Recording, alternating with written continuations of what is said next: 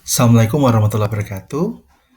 Perkenalkan, saya Ahmad Sulaiman. Hari ini kita akan mendengarkan bersama pernyataan diri saya sebagai unjuk kerja Tridharma Perguruan Tinggi.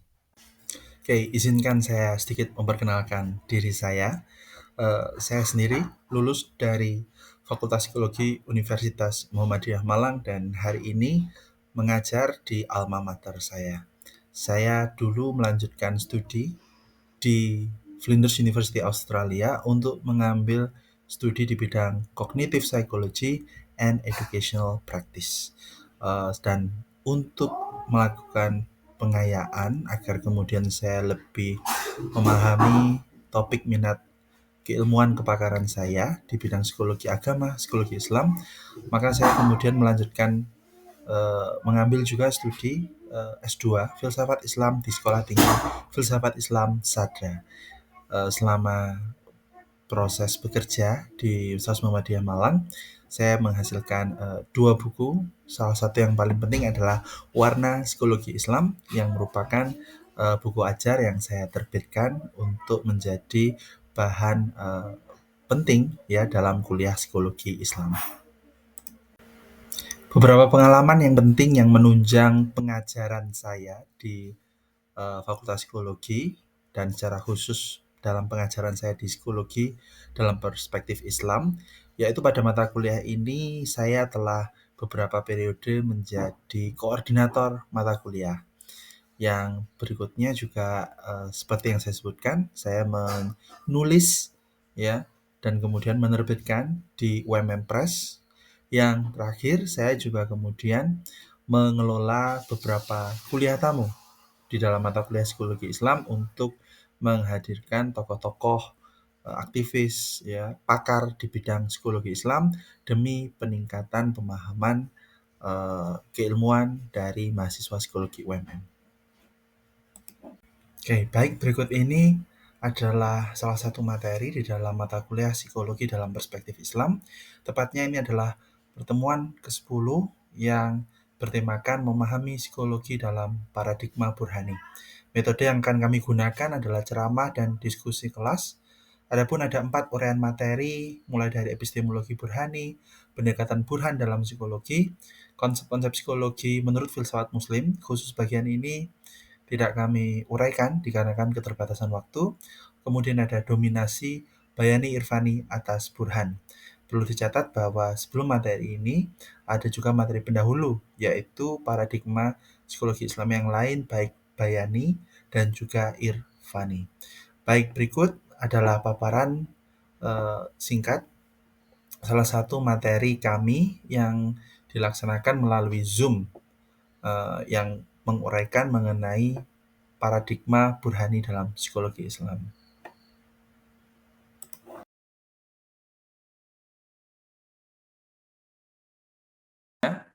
Kita akan mulai dengan psikologi Burhani. Nah, apa tadi psikologi Burhani? Psikologi Burhani adalah psikologi yang berpijak atau menggunakan sumber ilmu pengetahuan utama yaitu akal. Oke ya. Nah, kapan psikologi Burhani ini hadir? Psikologi Burhani ini hadir ketika ulama-ulama Muslim itu melakukan penerjemahan terhadap karya-karya ilmuwan Yunani, karya-karya para filsuf Yunani. Waktu itu kita mengenang ya ada zaman di mana kekhalifahan Abbasiyah melakukan ekspansi yang sangat luar biasa ya ke berbagai wilayah yang dikuasai oleh ya misalnya oleh wilayah-wilayah misalnya Romawi ya Bizantium. Nah, yang akhirnya eh, memberikan manfaat yang luar biasa kepada peradaban Islam karena apa? Karena akhirnya peradaban Islam kenal dengan filsafat Yunani, ya. Ketika mereka melakukan ekspansi, penjajahan, ya, perluasan wilayah, perluasan wilayah, maka kemudian mereka mendapatkan buku-buku.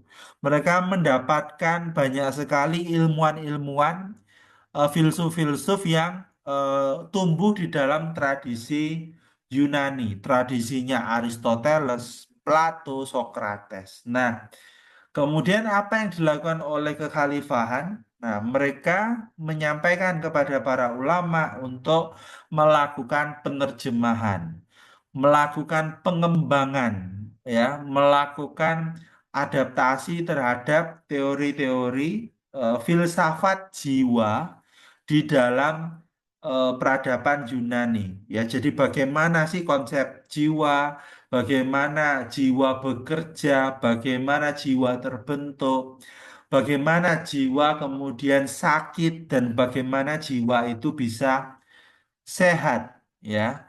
Nah, itu diambil banyak dari seorang para ilmuwan Yunani, para filsuf Yunani, Aristoteles, Plato, ya, Socrates misalnya. Sehingga kita akan banyak menemukan ya beberapa teori-teori dari para tokoh psikologi Burhani itu punya dasar-dasar dari psikologi atau filsafat manusia Yunani. Nah, kemudian akhirnya kita melihat bahwa psikologi Burhani itu punya karakter filosofis. Nah, mengapa filosofis? Karena lagi-lagi mereka merupakan psikologi yang berkembang ya oleh karena adanya proses penyerapan, ya, proses di mana Muslim menelan teori-teori psikologi Yunani. Buku-buku tentang kesehatan, kedokteran, yang di situ ada bab tentang jiwa. Buku-buku tentang jiwa di anima, punyanya Aristoteles misalnya, ya, yang itu kemudian dipelajari oleh Muslim psikologi, yang akhirnya eh, cara bernalar, cara validasi, cara justifikasi, cara berargumen yang digunakan oleh para filsuf Yunani itu kemudian juga ditiru oleh para Muslim psikologi. Walhasil kita menemukan, kita mengembangkan, kita memiliki sebuah aliran di dalam psikologi Islam yang sangat bercorak psikologi, yang sangat bercorak filosofis, yang berpijak kepada akal, ya, yang sangat berpijak kepada akal. Nah, data-data yang didapat dari indera pengamatan diolah oleh akal. Nah, ini adalah psikologi Burhani.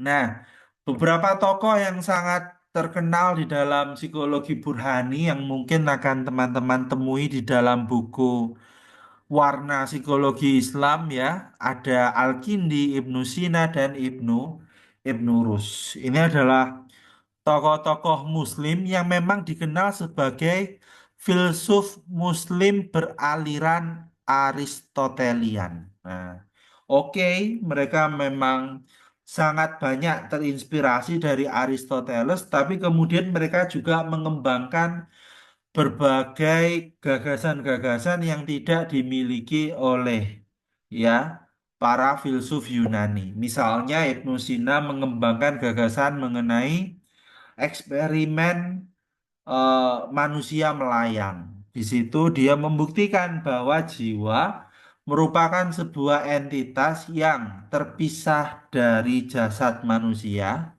dan jiwa kemudian merupakan satu-satunya entitas yang akan bertahan sekalipun ketika jasad manusia itu sudah tiada. Nah, itu ada misalnya tokoh Ibnu Sina yang mengembangkan berbagai banyak sekali gagasan-gagasan baru di dalam psikologi Islam dengan aliran yang kita kenal dengan nama aliran Burhani. Nah, kemudian teman-teman pasti bertanya, loh, jika demikian, apakah bisa kita katakan psikologi Burhani itu sebagai sebuah aliran di dalam psikologi Islam?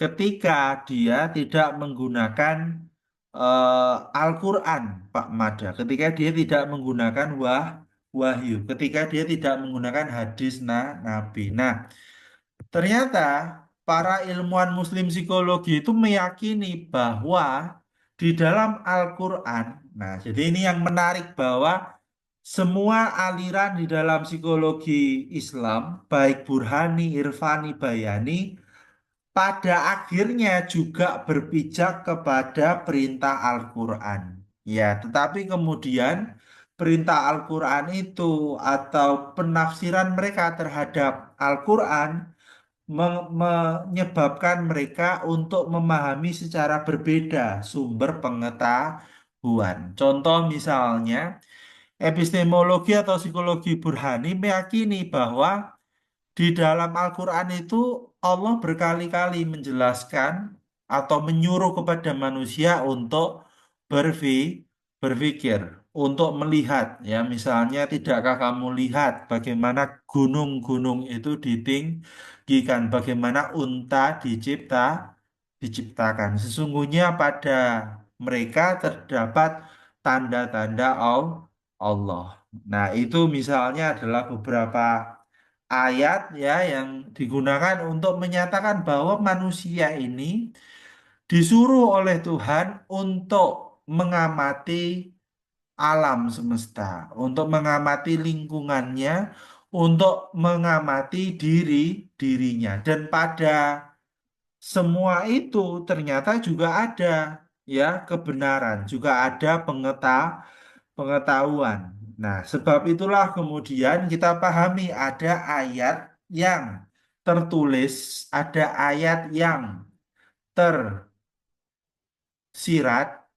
dan ada juga ayat yang tersurat. Nah, apa ayat yang tertulis itu? Al-Quran, ya, sunnah, teladan dari Nabi Muhammad, kata-kata dari Nabi Muhammad. Baginda Nabi Muhammad kemudian menafsirkan Al-Quran, itu juga menjadi bagian dari sunnah.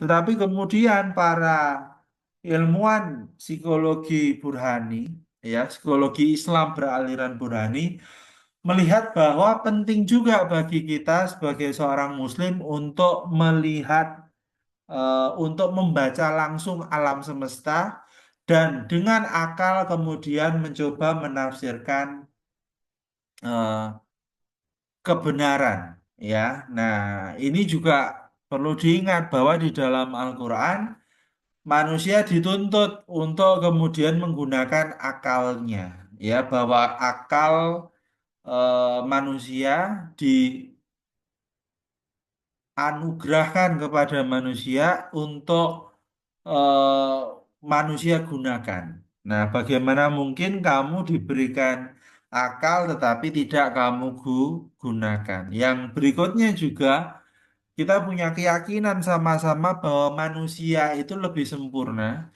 ketimbang makhluk yang lain karena kita punya akal. Nah, ini yang kemudian menjadi dasar pijakan Al-Quran bagi mereka yang menggunakan psikologi Burhani. Nah, Burhan itu juga bisa dimaknai oleh demonstrasi. Apa demonstrasi? Pembuktian kebenaran, pembuktian data, ya, melalui apa? Kesimpulan-kesimpulan yang diciptakan oleh rasio manusia, ya, ketika kemudian sejumlah data, sejumlah pengamatan menunjukkan kesimpulan yang serupa, gitu ya. Katakan misalnya kita menemukan bahwa eh, Pak Andi mati, ya, Pak Jono mati, ya kan? Lalu kita tahu bahwa Pak Jono dan Pak Andi adalah manusia.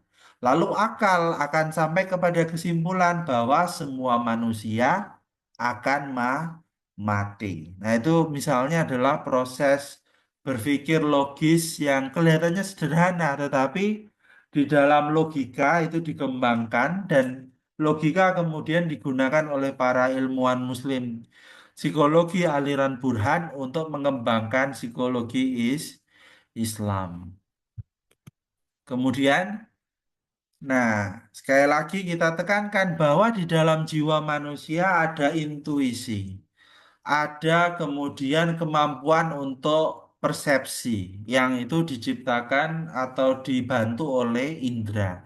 Tetapi pada akhirnya menurut psikologi Islam aliran Burhani, sumber ilmu pengetahuan yang paling utama puncak paripurna adalah akal. Nah, dan akal itulah kemudian yang eh, akan membantu manusia untuk sampai kepada pengetahuan yang baru.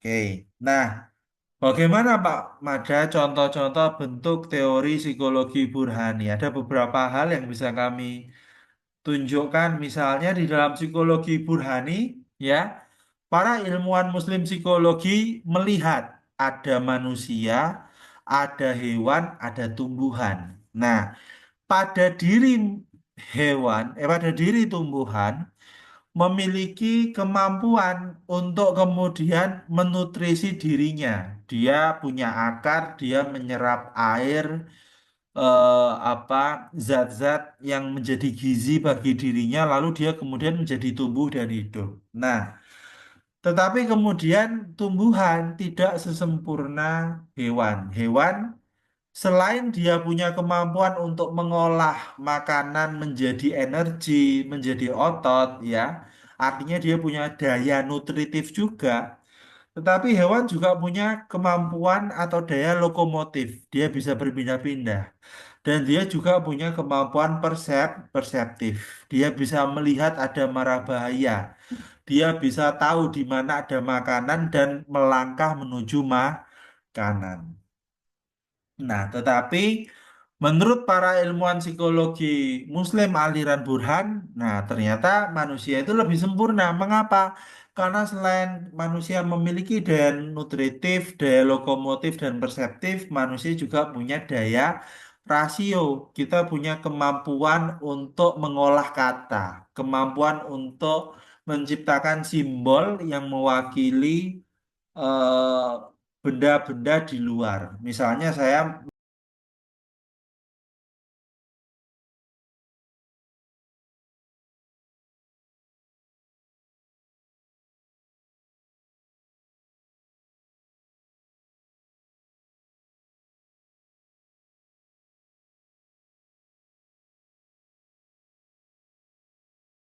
sharekan.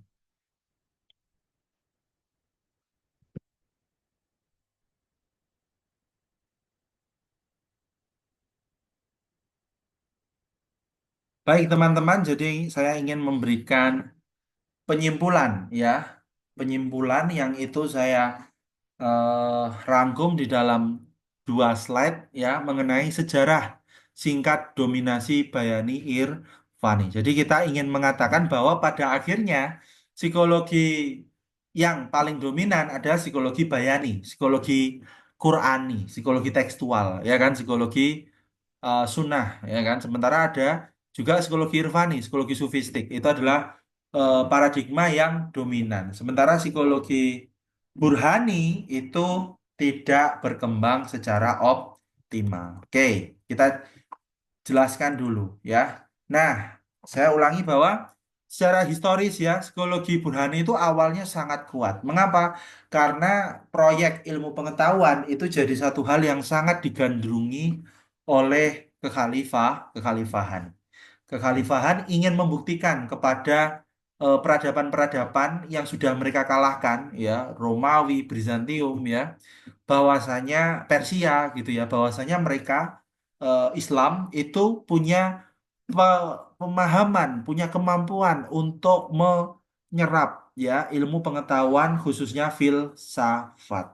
Nah, walhasil kemudian psikologi Burhani sebetulnya mendapatkan posisi yang sangat strategis di masa awal-awal kekhalifahan, khususnya zamannya awal-awal Abbasiyah. Nah, bahkan ya, nah saat itu, saya mohon maaf, saat itu ya, di zaman itu ada aturan bahwa mereka yang tidak menerima paradigma atau epistemologi Burhani, maka dia tidak boleh menjadi hakim, dia tidak boleh menduduki jabatan-jabatan strategis, ya, dia tidak boleh menjadi ahli fikih, dia tidak boleh memutuskan hukum-hukum di dalam agama. Nah, ini jadi problem ya. Karena apa? Karena akhirnya orang-orang yang punya paradigma Bayani yang sangat Qurani dan juga yang sangat sufistik itu akhirnya merasa merasa ditekan, merasa kemudian bahwa psikologi Burhani ini sangat apa epistemologi Burhani itu sangat-sangat menindas mereka ya. Bahkan banyak sekali ya imam-imam mazhab yang saat itu dipenjara gara-gara mereka menolak apa mengikuti paradigma epistemologi Burhani. Nah, jadi termasuk waktu itu banyak sekali ilmuwan-ilmuwan filsuf-filsuf Muslim yang punya posisi-posisi strategis di dalam sejarah Islam. Mengapa? Karena ya waktu itu memang awal-awalnya para khalifah sangat getol untuk melakukan proyek pengembangan ilmu pengetahuan.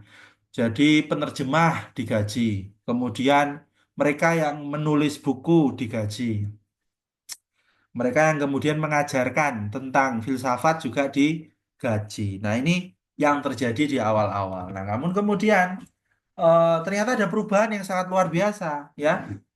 Bani apa Abbas ya, dinasti Abbasiyah ya, itu ternyata mengalami pelemahan secara politik. Wajar ya, karena di dalam kekhalifahan itu pastilah ada intrik-intrik politik yang menyebabkan akhirnya khalifah itu hanya sekedar boneka. Khalifah itu hanya sekedar boneka. Di balik khalifah itu ternyata ada banyak sekali para politisi, politikus yang bermain-main ya, yang kemudian menjadikan si apa khalifah itu hanya sekedar sebagai apa wayang ya, yang bekerja untuk orang-orang di balik itu. Ya mirip dengan film-film drama Korea ya yang pernah saya bahas di kelas. Nah, apa yang terjadi kemudian? Nah, pada periode sebelumnya itu kan sebetulnya yang di apa persekusi adalah para ahli fikih ya, para tokoh-tokoh epistemologi Bayani, Irfani. Namun kemudian ketika kekhalifahan melemah, lalu kemudian ada perang di mana-mana. Misalnya Mongol menyerang ya teman-teman ya, Mongol menyerang, tapi juga Eropa menyerang orang-orang Kristen, perang salib menyerang gitu. Nah, kekhalifahan apa bingung ya karena serangan yang bertubi-tubi. Nah, akhirnya yang terjadi apa? Kekhalifahan berubah arah. Dia mendukung epistemologi Bayani dan Irfani yang akhirnya menyebabkan perubahan sikap yang luar biasa yang akhirnya justru karya-karya filsafat akhirnya banyak yang dilarang, dibakar gitu ya, dihanguskan, tidak boleh diajarkan. Nah, ini jadi problem yang luar biasa yang menyebabkan akhirnya pengembangan ilmu pengetahuan tersendat ya. Nah, di saat yang sama juga tokoh-tokoh Muslim ya yang akhirnya kemudian masih belum puas gitu ya menyerang filsafat, menyerang epistemologi Burhani. Nah, yang akhirnya sampai kemudian membuat pelarangan. Kalau kamu belajar filsafat, kamu belajar psikologi Burhan gitu ya, filsafat manusia, maka kamu apa dihukumi zindik. Zindik itu Muslim tetapi hatinya sebetulnya tidak Islam.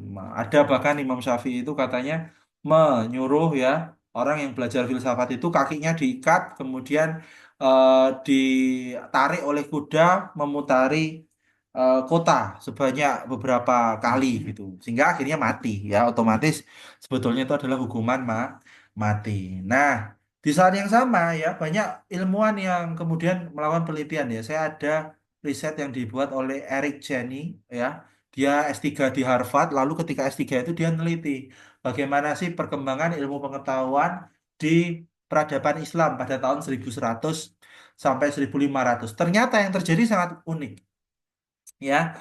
Pada periode sebelumnya, pada tahun 900 sampai 1100, nah, buku-buku filsafat, ilmu pengetahuan, fisika, ya, yang itu ada di dalam filsafat, itu berkembang luar biasa sekali. Nah, sementara buku-buku keagamaan itu jumlahnya tidak sebanyak pengembangan ilmu pengetahuan, filsafat, fisika, kesehatan, kedokteran, ya. Nah, tetapi ketika tahun 1100 sampai 1500 yang terjadi sebaliknya.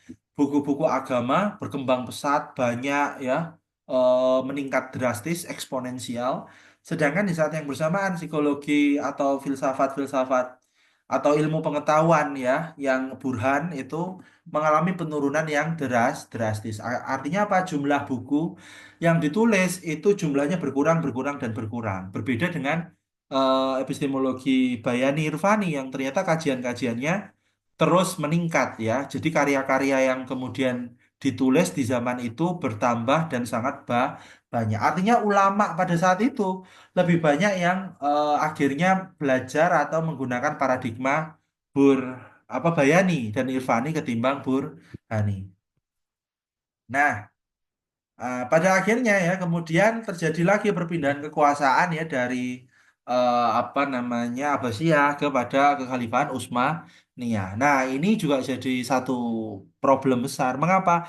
Karena kekhalifahan Utsmaniyah ini lebih senang perang, lebih senang ekspansi ya, lebih senang untuk kemudian apa memperluas wilayah ya, sehingga kemudian sifat apa namanya ilmu pengetahuan tidak banyak berkembang di periode itu ya. Tetapi di saat yang bersamaan ingat bahwa epistemologi Bayan itu tumbuhnya dengan sangat pesat. Di mana? Di pesantren. Jadi sejak dulu sudah ada namanya Madrasah Nizamiyah ya, madrasah yang didirikan ya oleh Imam Ghazali ya yang kemudian akhirnya ditiru oleh banyak sekali apa ulama-ulama gitu ya untuk kemudian mengembangkan paradigma Bayani. Nah, termasuk juga ada banyak sekali ya tokoh-tokoh sufi yang membuat tarekat-tarekat ya yang akhirnya mengembangkan paradigma Irfan. Nah, ini yang menyebabkan kemudian paradigma Bayani dan Irfan semakin berkembang, sedangkan di saat yang bersamaan paradigma Burhan semakin margin, semakin di pinggir. Nah, setelah kehancuran kekhalifahan Utsmaniyah ya di tahun 1900-an ya, 1000 abad ke-19 20 ya. Nah, itu juga terjadi problem yang besar. Mengapa? Oh, ternyata paradigma yang dulu sudah kita bangun baik Bayani Irfani itu ternyata tidak bisa menjawab ya masalah-masalah keumatan. Bagaimana agar umat kita progresif, bisa berkompetisi dalam sains, teknologi. Nah, hal itu ternyata tidak bisa dijawab dengan paradigma Bayani dan Irfani yang kecenderungannya kita fokus kepada tahfiz, hafalan Al-Quran, kita fokus kepada apa tugas-tugas keagamaan yang sifatnya ritualistik. Nah, tidak kepada kerja-kerja intelektual, akademik, ya, saintis. Nah, itu justru tidak berkembang di dalam peradaban Islam modern hari ini. Nah, itulah yang kemudian menyebabkan semakin minimnya psikologi apa Burhan ya dan semakin dominannya psikologi Bayani dan psikologi Irfani dan bahkan bisa dikatakan sekarang ya psikologi yang paling besar psikologi yang paling dominan psikologi Bayani dan Irfani maka tidak salah bila kemudian banyak sekali buku-buku psikologi Islam yang ketika menulis tentang psikologi Islam itu eh, cara pendekatannya kepada ilmu pengetahuan itu hanya satu hanya dua gitu ya yaitu Bayani dan Fani. Mereka sangat minim yang kemudian mencoba menggunakan hasil eksperimen, ya, menggunakan hasil uji coba, bagaimana proses-proses silogisme, logika yang ada di dalam psikologi Islam Burhani itu tidak mereka kembangkan karena buat mereka itu adalah filsafat, bukan psikologi Islam. Itu adalah psikologi apa? Psikologi Yunani, bukan psikologi Islam. Nah, ini jadi problem karena lagi-lagi itu menjadi inkonsistensi lagi ya. Mengapa? Karena kita nganggap Ibnu Sina, Ibnu Rus sebagai tokoh psikologi Islam, tetapi di satu sisi kita kemudian mengatakan bahwa psikologi Islam yang berpijak hanya kepada akal, bukan sebagai psikologi Islam. Oke, baik rekan-rekan sekalian, kita masuk ke sesi terakhir. Saya kira mukanya sudah lelah semua ya, dan karena sudah apa namanya liburan lama, saya kira tidak ada tenaga untuk melanjutkan lebih dari jam 9. Nah, jadi silakan melakukan absensi terakhir. Demikian paparan dari kami. Kami ucapkan terima kasih banyak atas perhatiannya dan mohon maaf sebanyak-banyaknya bila ada kesalahan kata dan perbuatan di dalam video ini. Salam, wassalamualaikum warahmatullahi wabarakatuh.